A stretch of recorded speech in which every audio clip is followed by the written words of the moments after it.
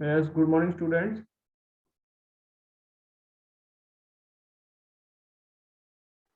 Good morning, sir. My voice is clear. Yes, sir. Sir. Okay.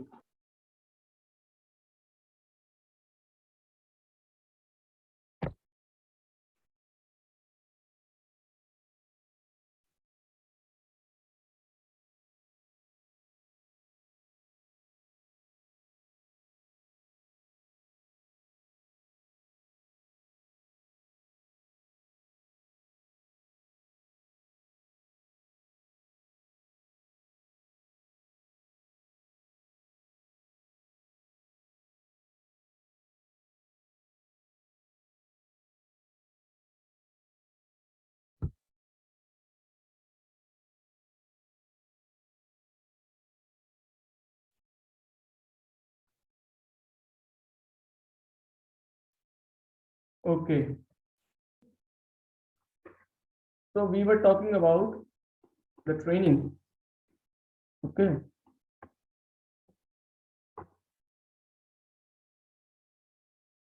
In the last class, we have covered till the benefits of training. So we discussed in the benefits that it improve the morale of your employee, less supervision, fewer accidents, chance of promotion, and increased productivity. So these were the broad benefits of training to the employee. Okay.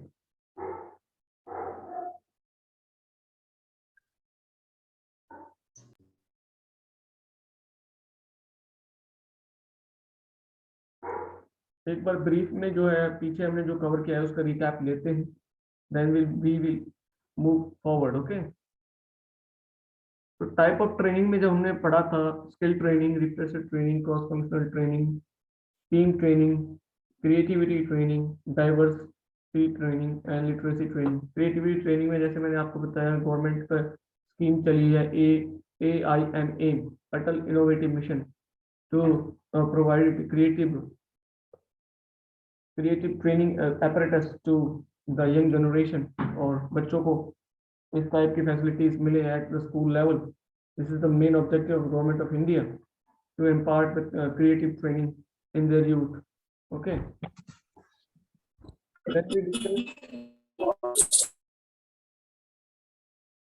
Yes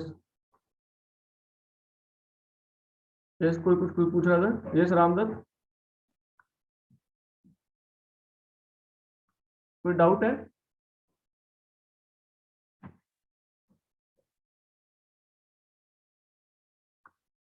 yes. Okay. Then we discussed each point in detail. Okay.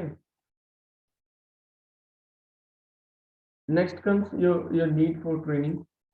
So training is needed in organization. वही जो मैंने बताया, strengthen the members and bring up the knowledge. उनकी जो skills हैं उनकी उनको बाहर निकाल के लाना, उभार के लाना, ताकि वो बहुत efficiently काम कर सकें organization के लिए, और अपने खुद के जो personal objectives हैं, personal goals हैं, वो भी achieve हो सकें.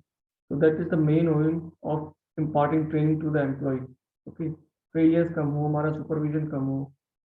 So these are the main advantages of imparting training. Then we discussed the benefits and improve the morale, less supervision, fewer accidents, chance of promotion, and increase the productivity in your work. अब training दी किसे जाती है? Training is given to. किसको हम training देंगे? एक well trained बंदा है, उसको तो हम बार बार ट्रेनिंग नहीं देते रहेंगे. जिसको कोई काम आता है उसको तो हम बार बार ट्रेन नहीं करेंगे. तो किसको ट्रेनिंग देनी चाहिए, किसको हम ट्रेनिंग देंगे? ओके. तो न्यू कैंडिडेट वो ज्वाइन एन ऑर्गेनाइजेशन. एक नया जो भी बंदा आपके ऑर्गेनाइजेशन में आता है उसको हम ट्रेनिंग देंगे, उसको हम काम सिखाएंगे, उसको हम ट्रेनिंग देंगे.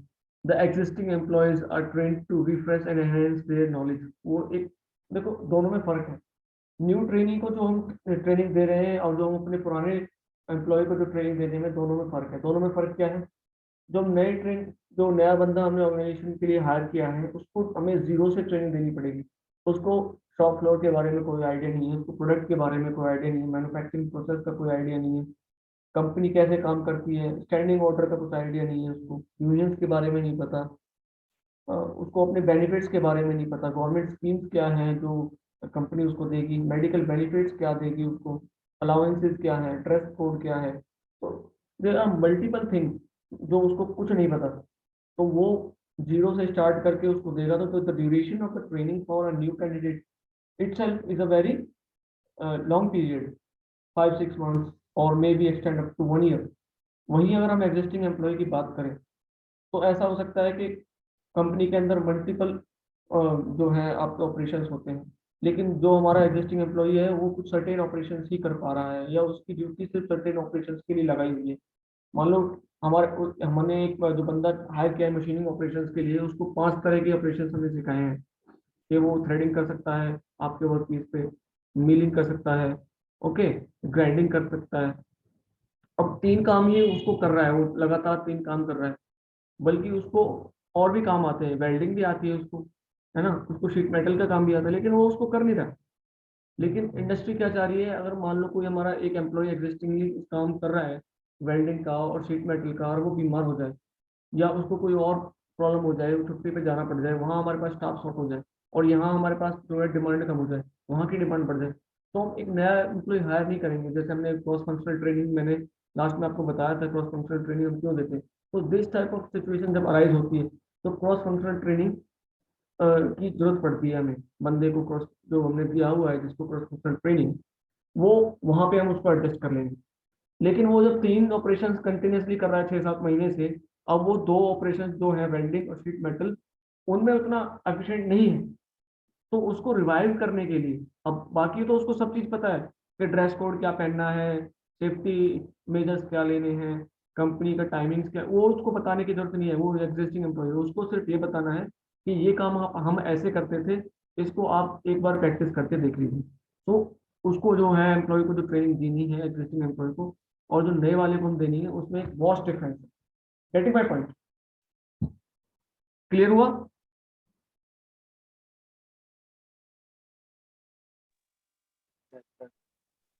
Yes, sir. One okay. So when promotion and the career growth becomes important, when the promotion and the career growth becomes important, अब हमारे डिपार्टमेंट में कोई बंदा चला जाए छोड़ के टॉप मैनेजमेंट का, उसको कहीं अच्छी जॉब मिल जाए, स्विच कर ले, और वहां पे एक जो टॉप पोजीशन है जो सबको कंट्रोल कर रहा है मैनेजर्स की, वो वैकेंट हो जाए, तो उस टाइम में अथॉरिटी ऑफ कमांड जो है, यूनिटी ऑफ कमांड जो है, मिसिंग हो जाएगी। तो वहां पे कंपनी के लिए बहुत जरूरी होता है कि किसी एक बंदे को जो उसका सबऑर्डिनेट था उसको प्रमोट करना है, ठीक है। तो वहां पे ट्रेनिंग बहुत जो है हेल्पफुल होगी कि आप बंदे को वहां बैठा दो, लेकिन उसको पता नहीं है काम क्या करना है, तो it will be a very challenging situation, वो सब कुछ बिगाड़ देगा। तो जब प्रमोशन की बात आती है, मैं ऑर्गेनाइजेशनल प्रोस्पेक्टिव से बता रहा हूँ इस बात को, हम इसको एम्प्लॉय प्रोस्पेक्टिव से भी देखेंगे कि प्रमोशन और career with respect to employ and with respect to employer. मैं अभी आपको बता रहा हूँ विद रिस्पेक्ट टू एम्प्लॉयर कि एम्प्लॉयर क्यों ट्रेनिंग देगा, keeping in promotion in mind, okay. तो वो वैकेंट हो गई, उसके लिए हमें प्रमोट करना है। हमारे पास जो असिस्टेंट मैनेजर्स थे, 4 हमारे पास असिस्टेंट मैनेजर हैं, तो सीनियरिटी बेसिस पे, एक्सपीरियंस बेसिस पे हम उसको प्रमोट कर तो देंगे, लेकिन ट्रेनिंग तो देनी पड़ेगी ना उनको, क्योंकि अभी वो असिस्टेंट मैनेजर के काम पे कर रहा था काम, अब उसको हम या तो डिप्टी मैनेजर बनाएंगे या उसको हम मैनेजर बनाएंगे, तो उसके लिए उसको एसेंशियल जो ट्रेनिंग स्किल्स हैं वो उसको देनी पड़ेंगी।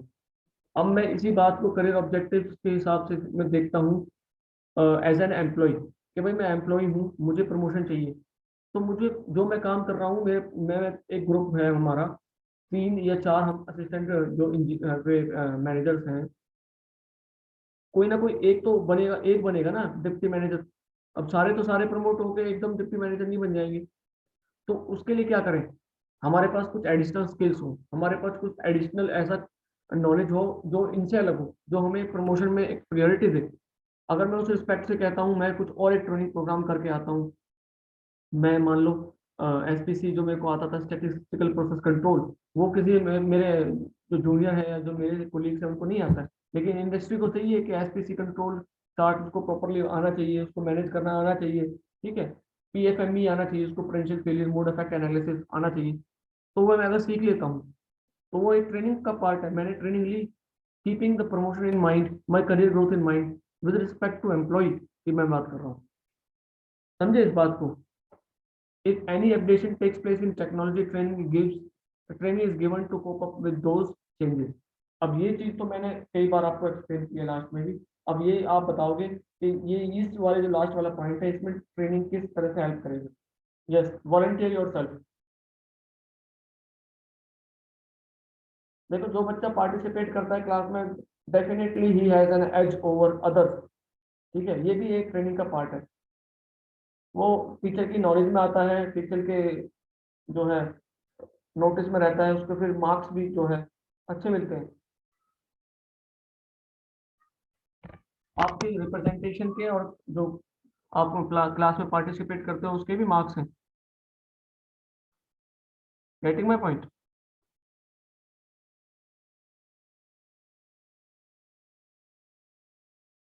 Yes Nandini.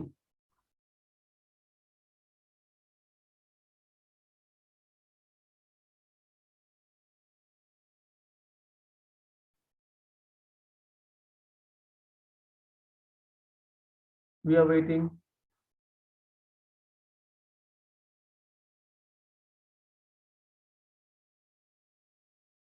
Yes, can you hear me?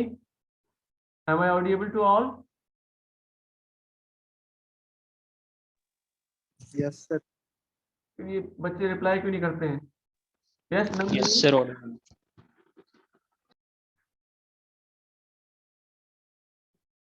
Jainish Chauhan.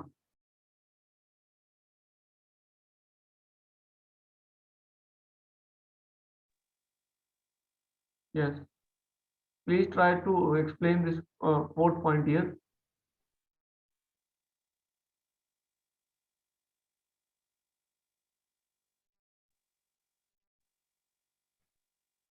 Yes,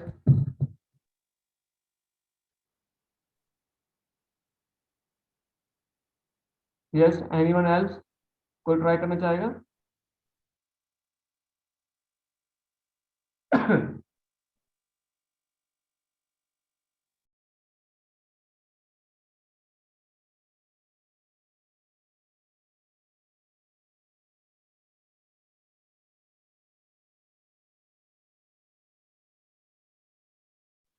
नहीं है पता? सर मैं आई।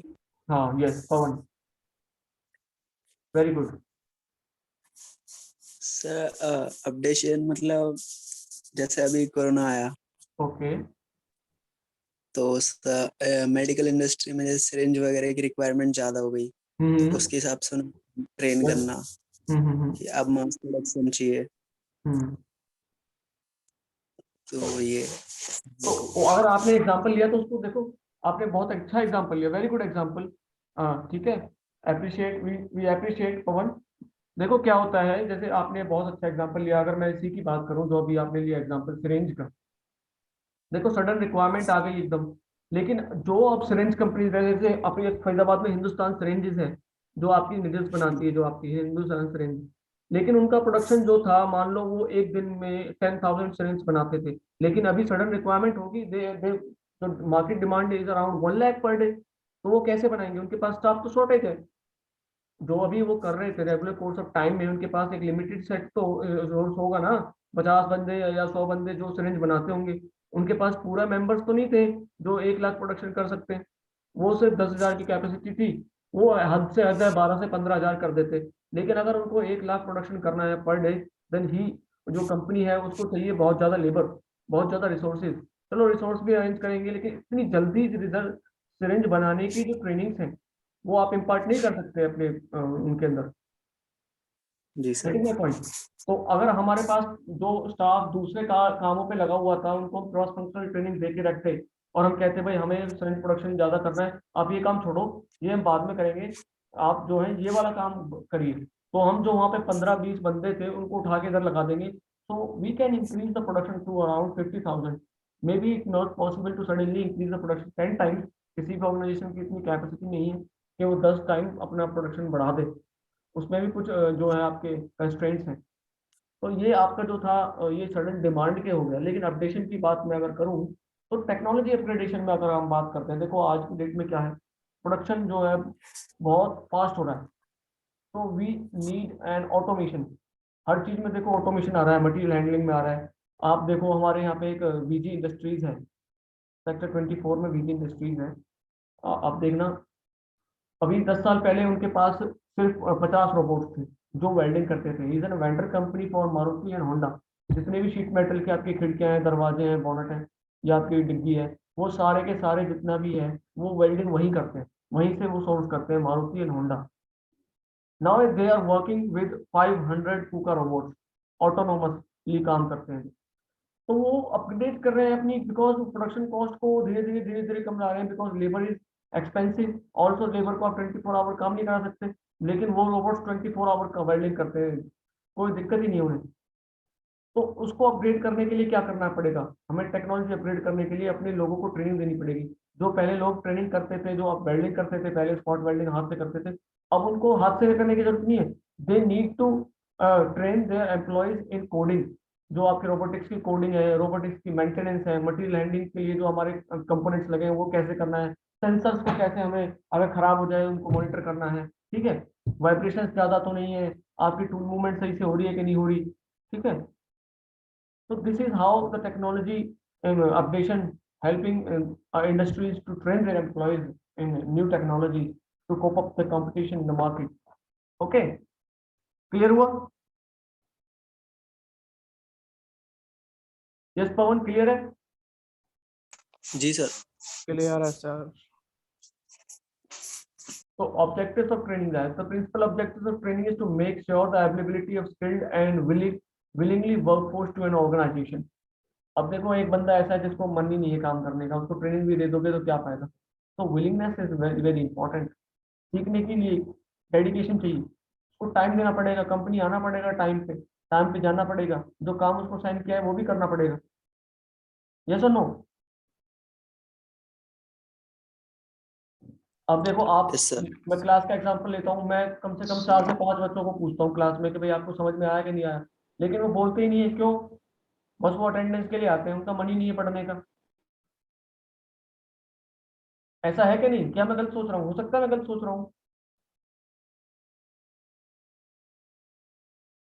Okay, so willingness is very important. अगर आपको कुछ चीज सीखनी है then you should actively involve in that.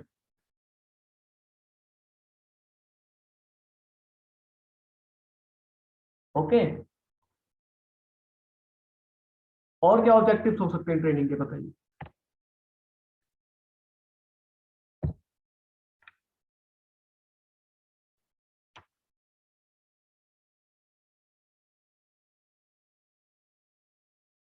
Yes anyone, ये क्या ऑब्जेक्टिव्स और हो सकते हैं?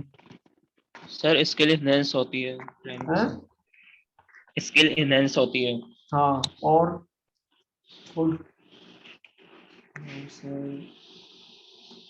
ऑब्जेक्टिव से क्या समझते हो? ऑब्जेक्टिव से समझ रहे हो मतलब क्या है कि हम क्या अचीव करना चाहते हैं उद्देश्य क्या ट्रेनिंग है? में, yes sir. What we want to achieve. देखो efficiency, employ efficiency, employees employability. अभी आप ट्रेनिंग फेज में हो, तो आप क्या कर रहे हो? देखो आप 12वीं के पास अगर कोई बंदा जाता है तो कितने की नौकरी मिलेगी उसको? 8-9 हज़ार की, ग्रोथ भी नहीं है। लेकिन आप ट्रेनिंग ले रहे हो, you are doing BTech degree, तो आप ट्रेनिंग ले रहे हो ना, नॉलेज ले रहे हो, आप ट्रेनिंग ले रहे हो। क्यों? Because you want to increase your employability, कि हाँ मेरी एम्प्लॉयबिलिटी बढ़ जाए, मेरी अर्निंग कैपेसिटी बढ़ जाए।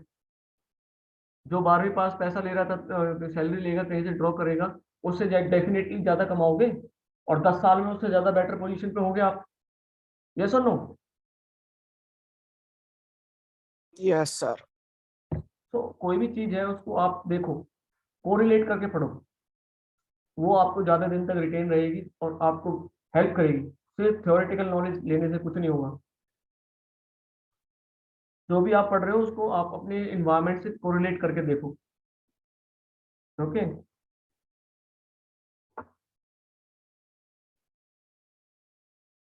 तो 4 ऑब्जेक्टिव्स जब हम बात करें, देखो ये तो ब्रॉड ऑब्जेक्टिव था, अब 4 ऑब्जेक्टिव्स की हम बात करें तो इंडिविजुअल ऑब्जेक्टिव्स हैं, कुछ ऑर्गेनाइजेशन के ऑब्जेक्टिव्स हैं, कुछ फंक्शनल ऑब्जेक्टिव्स हैं, कुछ सोसाइटल ऑब्जेक्टिव्स हैं। देखो इंडिविजुअल ऑब्जेक्टिव्स तो वही हो गए कि अगर आप किसी इंडिविजुअल अपने लेवल पे सोच रहे हैं, जो एम्प्लॉय अपने लिए सोचता है कि अगर मैं इस बात को, मैं इस कोर्स को कंप्लीट करता हूँ, या मैं इस ट्रेनिंग करता हूँ, या मैं ड्राइविंग सीख लेता हूँ।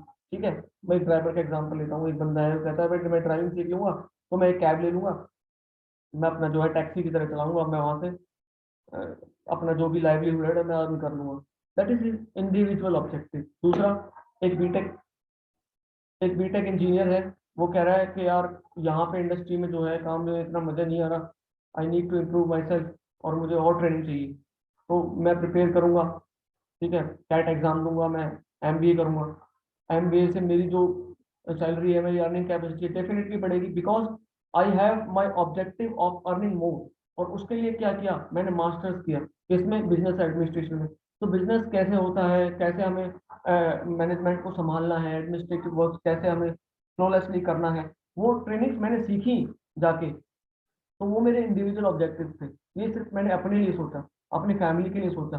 That is my individual objective. Similarly individual objectives की अगर बात मैं करता हूँ विद रिस्पेक्ट टू किस ऑर्गेनाइजेशन की, तो ऑर्गेनाइजेशन है, जो बिजनेसमैन है, जो उसका सीईओ है, जो उसका एमडी है, जो उसका चेयरपर्सन है, वो ये चाहता है कि मेरी कंपनी ज्यादा से ज्यादा प्रॉफिट अर्न करे। तो उसके लिए क्या करना पड़ेगा उसको, एक एम्प्लॉय ज्यादा से ज्यादा काम करे, कम कम फेलियर्स करे, कम एक्सीडेंट्स हो, मुझे ज्यादा ज्यादा पैसा उनकी कंपनसेशन में ना देना पड़े। ठीक है, उनके मेडिकल एक्सपेंडिचर कम हो जाए। ठीक है, उनका जो वहां पे जो वो यूटिलाइजेशन कर रहे हैं रिसोर्सेज का, वो भी मिनिमम हो जाए। तो उसके लिए क्या करें, ट्रेनिंग दें। तो हर टॉपिक का अगर हम बात करें, हर पॉइंट का ड्यूल एस्पेक्ट है, अगर आप सोचोगे तो दोनों चीजें अलग मिलेंगी आपको। Individual objectives with respect to आप ऑर्गेनाइजेशन सोचेंगे तो अलग, and with respect to employ सोचेंगे तो अलग। लेकिन इंडिविजुअल ही है, वो खुद के लिए है। अगर मैं ऑर्गेनाइजेशन ऑब्जेक्टिव्स की बात करूं तो it's purely based on the employ. Employer क्या चाहता है, ऑर्गेनाइजेशन क्या चाहती है एक एम्प्लॉय से। Getting my point. जब मैं पहले इंडिविजुअल की बात कर रहा था, तो इंडिविजुअल सिर्फ एक इंडिविजुअल पर्सन, या तो वो मालिक है या वो कामगार है, जो आपका एम्प्लॉई। ऑर्गेनाइजेशन ऑब्जेक्टिव्स का मतलब ये है कि जो भी हमारे ऑर्गेनाइजेशन है उसका रेपुटेशन बढ़िया बना रहे। ये जैसे अगर हम आज बात करते हैं जेसीबी, जब हम टाटा की बात करते हैं, तो हमारे दिमाग में यही आती है कि भाई Tata is a very trusted company. तो ट्रस्टेड कंपनी क्या है, ये ऑर्गेनाइजेशन ऑब्जेक्टिव है कि कल को अगर मेरा कोई प्रोडक्ट ले, एप्पल मेरा कोई प्रोडक्ट ले, तो मेरा ऑब्जेक्टिव ये है कि मेरी प्रोडक्ट की क्वालिटी बेस्ट हो, डिसेंट हो, मेरी जो कंपनी है उसकी ग्रोथ हो। तो उसके लिए जो मैं क्या करूंगा, अपने एम्प्लॉयज को वेल ट्रेंड रखूंगा, उनको हर चीज में, उनको बात करने का स्टाइल, काम करने का स्टाइल, अपना वर्क इन्वायरमेंट कैसे मेंटेन रखना है। ठीक है, 5S कैसे करना है, 5S देखा है आपने, 5S कैसे मेंटेन करते हैं इंडस्ट्री में, 5S नोट डाउन, ये आप लिखिए। 5S देखेंगे आप, 5S क्या होता है, व्हाट इज 5S।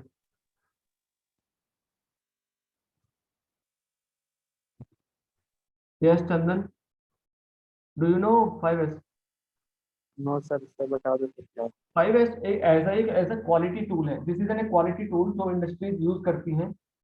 उसमें 5S का मतलब है, एस टर्म्स की 5 एब्रीविएशंस बनाई हुई हैं। सिलेक्ट, सॉर्ट, सिलेक्ट, स्टैंडर्डाइज, ऐसे करके ना ये 5 टर्म्स हैं इसमें। तो वो आप ये पढ़ना, आप पढ़ोगे, ये क्वालिटी का है इसमें, मैं सिर्फ कोरिलेट करके बता रहा हूँ।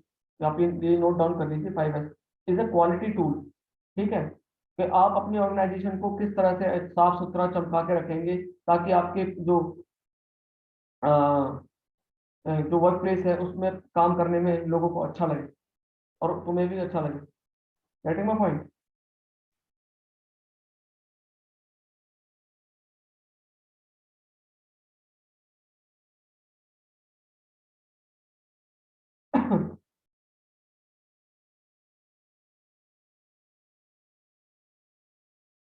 ओके, बेसिकली जो 5S है, जब हम बात करते हैं 5S की, चलो आप बहुत कुछ रहे हो तो बता ही देता हूँ। 5S, इसमें 5S हैं। एस, फर्स्ट एस जो हम बोलते हैं शॉर्ट, शॉर्ट करना। शॉर्ट करना मतलब छांटना, जो हमारे काम की चीजें उनको छांटना। जैसे आप टेबल का एग्जांपल ले लो, टेबल पे हमारा एक पेन होल्डर है जिसमें हमने पेन रखे हुए हैं, एक हमारा पेपर वेट है, कुछ फाइलें हैं, कुछ न्यूज़पेपर है, वो ऐसे रेंडमली पड़े हैं। तो हम क्या करेंगे, फाइल्स को एक प्रॉपर ऑर्डर में लगाएंगे, पेन्स को पेन होल्डर में रखेंगे, लैपटॉप चार्जर को अरेंज करेंगे, ऐसा नहीं है वायर टेबल पर पड़ी रहे। ओके, तो ये सॉर्ट करना है वो चीज़ों को, भाई हमें कौन कौन सी चीज़ें सेलेक्ट करनी है, दिस इज सॉर्टिंग। उनको सेट करना ऑर्डर में, सेकंड है सेट इन ऑर्डर, उनको प्रॉपरली रखना। तीसरा है शाइन, शाइन करना मतलब पूरे उसको साफ सुथरा रखना, शाइन करना। फोर्थ वन जो है आपका स्टैंडर्डाइज, मतलब जो आपने जो ये चीज़ किया है कि ये पेन इधर रखना है टेबल के ऊपर, यहाँ इस साइड में हमें जो है अपने सीपीयू को रखना है, इधर हमें मॉनिटर रखना है, ये हमें न्यूज़पेपर्स इधर रखने हैं, और फाइल्स को हमें ड्रॉर्स में रखना है या ऐसे। तो इसको स्टैंडर्डाइज कर देना कि ये चीज़ हम इसी सेट ऑर्डर में करेंगे, हर बार यही करेंगे, that is standardise. Okay, standardise. And fifth one जो है आपका सस्टेन, मतलब जो भी आपने चारों ऑपरेशन किए हैं, ठीक है, sort, select, sort, set in order, shine और स्टैंडर्डाइज, इन चारों को सस्टेन करना मतलब इनको बरकरार रखना, that is 5S। Okay, clear हुआ? एक्सक्यूज मी सर, हाँ बोलिए। Sir, sir is this related to six sigma? Six sigma आपको देखो, six sigma is another tool, yet another tool for quality control. Six sigma क्या होता है, 1 million parts में आपका एक पार्ट डिफेक्टेड हो, that is how you improving your quality. That is also an individual, that is also an organisation objective. वही तो है सिक्स सिग्मा, क्या है कि आपको अपना रिजेक्शन कम करना है। Okay, you have to minimise your rejection. Six sigma इस तरह से आपका ग्राफ प्लॉट होता है। ओके, ये सर नेसेसरी है करना? देखो ऐसा है, अगर आपके करियर ऑब्जेक्ट, ये आपके जो ऑर्गेनाइजेशन ऑब्जेक्टिव ये हैं कि भाई हमें अपना जो प्रोडक्ट क्वालिटी है उसको एनहेंस करना है, बहुत ज़्यादा इंप्रूव करना है, उसके लिए एक्सपेंडिचर लगता है, पैसा लगता है, बहुत ज़्यादा रिसोर्सेज खर्च होते हैं। अगर आपकी ऑर्गेनाइजेशन के अंदर कैपेसिटी है that you can minimise your production rejections, और आप इतना पैसा खर्च कर सकते हो, then you can go for six sigma. It's not any boundation on any company. India की तो कोई कंपनी ही होगी गिनी चुनी जो सिक्स सिग्मा पे काम करती है, कोई कर ही नहीं पाती, because the expenditure cost is very very high. आपको हर एक कंपोनेंट जो भी आपने बनाया है उसको बार बार चेक करना पड़ेगा, उसके लिए कितना लेबर होगी, टूल्स चाहिए, प्रॉपर मॉनिटरिंग चाहिए, अगर वो बार बार रिजेक्ट हो रहा है पीस तो उसके रेक्टिफाई करो क्या इशूज है, गुड क्वालिटी मटेरियल चाहिए, बहुत ज़्यादा ट्रेंड, हाईली ट्रेंड आपको जो है स्किल्ड लेबर चाहिए। तो सिक्स सिग्मा इजी नहीं है, बहुत बहुत इजी नहीं है अचीव करना, इट्स वेरी कॉम्प्लेक्स, और बहुत ज़्यादा स्टेप्स इन्वॉल्व है, बहुत ज़्यादा एक्सपेंडिचर इन्वॉल्व है। तो अगर आप सिक्स सिग्मा करना भी चाह रहे हो किसी ऑर्गेनाइजेशन में, that it will need a very very large amount of capital to be invested for Six Sigma। ठीक है, टोयोटा करती है लेकिन सिक्स सिग्मा कर नहीं पाती, वो फोर सिग्मा तक ही पहुंच पा रही है, बिकॉज 1 मिलियन में वन पार्ट रिजेक्शन सिर्फ, it's not possible. Physical constants इतने ज्यादा है कि पॉसिबिलिटी ही नहीं है। ठीक है, नॉट नेसेसरी, हर कंपनी के लिए नेसेसरी नहीं है। Okay sir, thank you. Okay, so this is all about your organization objective. I hope you have understood the individual and the organization objectives in detail. Okay, now functional objective, functional objectives क्या? Functional का आप सीधा सीधा एक simple सा example ये देखो कि जो हमारे कंपनी के अंदर जो फंक्शंस हो रहे हैं प्रॉपरली, डिफरेंट डिफरेंट और लेवल्स के जो फंक्शंस हो रहे हैं, मैनेजमेंट के क्या फंक्शन है, ठीक है, कि भाई वो प्रॉपरली जो उनका इंफॉर्मेशन फ्लो है वो हो रहा है, फाइलिंग प्रॉपर हो रही है कि नहीं हो रही, जो ऑब्जेक्टिव्स लिए उन्होंने वो पूरे फुलफिल हो रहे हैं कि नहीं हो रहे। दूसरा, अगर आप दूसरे फंक्शन लेवल पे जाओ, अगर आप वर्कशॉप में जाओ, जो उसका शॉप फ्लोर है ऑर्गेनाइजेशन का, कि वहाँ पे जो मशीनें हैं वो प्रॉपरली फंक्शन कर रही है कि नहीं कर रही, उनका फंक्शनलिटी कैसी है, अगर उसको प्रॉपर ट्रेनिंग दी है, मेंटेनेंस डिपार्टमेंट आपका अच्छी तरह से काम कर रहा है, तो फंक्शनलिटी में कोई इशू आना नहीं चाहिए। Okay, sir next comes your societal objective. Societal objective से आप ब्रॉडली अब क्या समझते हैं, ये आप बताइए कि what comes in your mind when you see what are the societal objective, society के प्रति क्या ऑब्जेक्टिव्स हैं आपके। ओके, तो कुछ कंपनीज क्या हैं, वो जहाँ पे होती हैं उस लोकल एरियाज की कुछ रिस्पॉन्सिबिलिटीज ले लेती हैं। जैसे मान लो मेरी कंपनी है, नॉइज ज़्यादा करती है, तो मैं क्या कर सकता हूँ उसके लिए, मैं ज़्यादा से ज़्यादा पेड़ लगाऊँ सोसाइटी के लिए,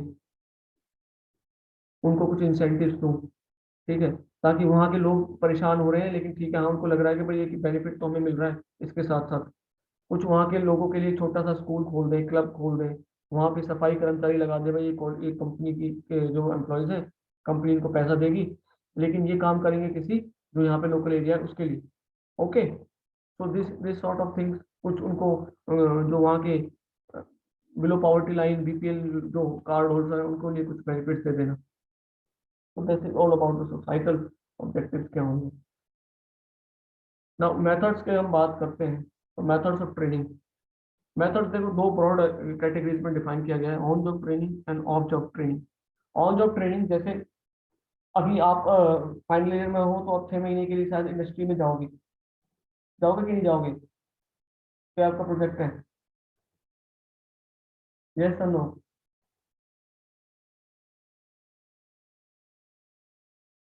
yes. Yes, yes sir. sir. तो वो जो आपकी ट्रेनिंग है दैट इज कौन सी कैटेगरी में आएगी वो?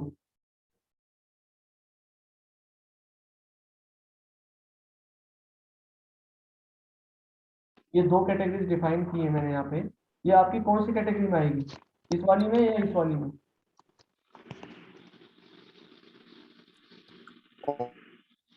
Offside sir. On job training या off job training? Offside. On job training में आएगा ना वो? क्योंकि अभी आप जो चलो आप बेशक कंपनी के एम्प्लॉय नहीं है, स्टिल आप कंपनी के एम्प्लॉय नहीं है, still you will be learning over there. आप वहाँ पे कुछ ना कुछ सीखेंगे विद दी हेल्प ऑफ जो वहाँ पे काम हो रहा है उसकी हेल्प से। जो भी वहाँ कोई भी कंपोनेंट मैन्युफैक्चर हो रहा है, ठीक है, या कोई कार मैन्युफैक्चरिंग हो रही है, अगर आप कार इंडस्ट्री में जाते हो, मारुति में जाते हो, ठीक है, तो यू विल लर्न के वहाँ पे जो प्रोसेस हो रहे हैं वो कैसे हो रहा है। ठीक है, आपके सामने जॉब बन रही है, आपके सामने जो भी काम हो रहा है, ठीक है। ऑफ जॉब ट्रेनिंग तो अभी आप कर ही रहे हो, this is your of job training. आपको मैं थ्योरेटिकल पढ़ा रहा हूँ कि आप सिक्स सिग्मा कैसे इंप्लीमेंट करेंगे, आप 5S कैसे करेंगे। तो this is of job training, कि आपको थ्योरेटिकली कोई चीज एक्सप्लेन करना, that is of job training. And on job training जो आपकी किसी भी ऑर्गेनाइजेशन में आप काम कर रहे हो उसके साथ साथ सीख रहे हो, कि हमें मैन्युफैक्चरिंग कर रहे हैं, माने मैंने आपको बता दिया, देखो सिंगल पॉइंट कटिंग टूल ये होता है, this is your side rack angle, this is your back rack angle, ये आपका नोज रेडियस है, ये आपका बैक रैक एंगल है, this is your side cutting edge angle, this is your and cutting side जो है। तो प्लीज मैंने आपको वो ब्रीफली एक थ्योरेटिकल बता दिया, लेकिन आप जब प्रैक्टिकली जाओगे इंडस्ट्री में देखोगे सिंगल पॉइंट कटिंग टूल कैसे मैन्युफैक्चर हो रहा है, और सिंगल पॉइंट कटिंग टूल की आप देखोगे ये साइड ऐसे है, हाँ ये ऐसे है, यार सामने बताया था। तो जो मैंने बताया that is of job training, और जो आप इंडस्ट्री में जाके टूल देख रहे हो वहाँ पे कैसे मैन्युफैक्चर हो रहा है, that is your on job training. Okay, is it clear? Yes, sir. So we will continue this in next class. Now time for your roll call. If you have any doubt, you can ask me. Okay. Attend to your roll call. Abhishek.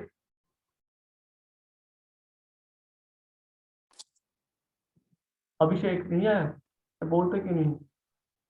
Akash. Present sir. Ankit. Sir आ गई आवाज? हाँ hello. Ankit. Akash okay. Ankit. Ashish. Ashish. Chandan. Yes, sir.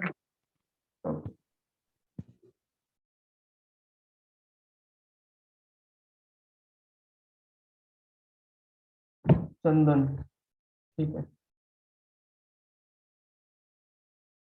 Next कम से Gaurav Kumar. Yes, sir. Himanshu. Yes sir. Himanshu Pundir. Roll number 19। Present, sir. तो Jainesh Kumar. Present, sir. Jainish Present, sir. Okay okay. Jitendra Rana. Roll number 23। Roll number 23।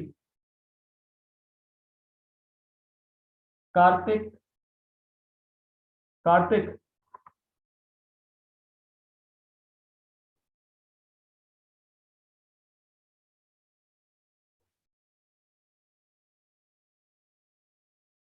Kartik absent है। कौशल कुमार, नंदिनी,